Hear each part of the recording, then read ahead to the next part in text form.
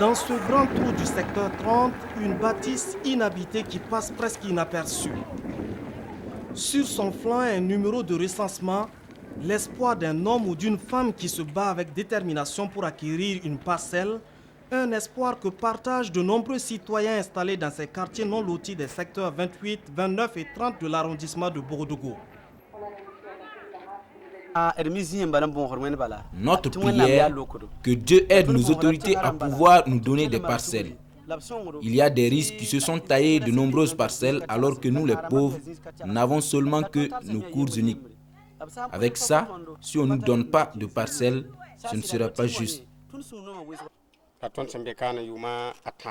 Nous habitons là depuis 3 ans. Nous prions Dieu qu'il accorde force et courage aux autorités pour qu'ils puissent nous donner des parcelles pour loger nos femmes et nos enfants. Nous ne demandons que ça. Dans ces zones non loties, les spéculations pour l'acquisition de parcelles sont au comble. À l'annonce des opérations de recensement, des maisonnettes ont poussé subitement et de façon anarchique comme des champignons. Des maisons en ruine ont été réhabilitées. Des espaces vides ont été concédés à des non-résidents pour y construire. Des résidents ont morcelé leurs maisons en de multiples cours dans l'espoir de se voir attribuer en fin de course un maximum de parcelles.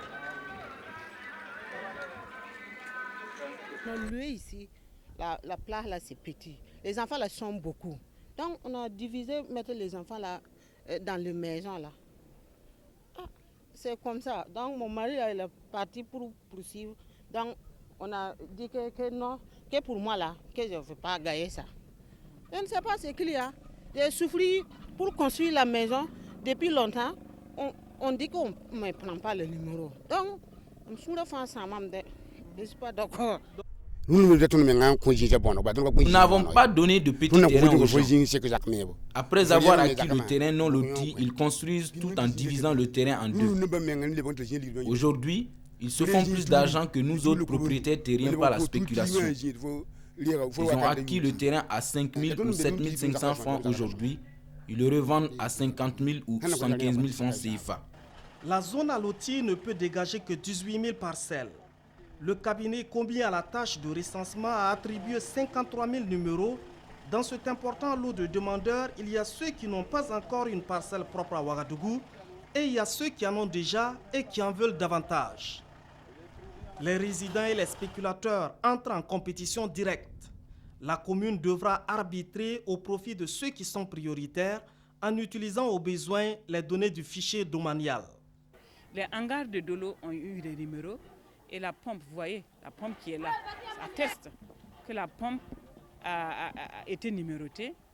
Et il y a dans un grand fossé où les gens prenaient la terre pour bâtir, pour faire des briques, il y a quelqu'un qui allait faire une dite maisonnette là-bas, qui a eu un numéro, il y a eu une cloche dont on a mis le numéro et attribué à 5 amis. Donc ça fait tellement de problèmes. Donc les propriétaires terriens aujourd'hui se disent, ah aujourd'hui, maintenant là, c'est quitte ou double. Ou on gagne plus, ou on ne gagne plus rien.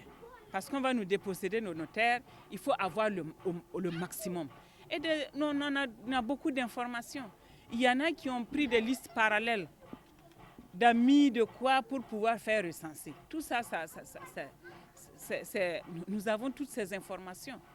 Et nous allons vérifier tout cela. Et les auteurs vont se voir vraiment, on ne va pas lésiner là-dessus, on va trancher.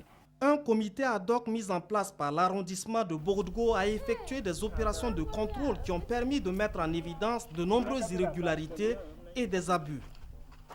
Dans la course effrénée aux parcelles, 29 000 maisons recensées par erreur pourraient être déclarées non partantes. C'est le comportement vraiment des individus qui complique la tâche du lotissement.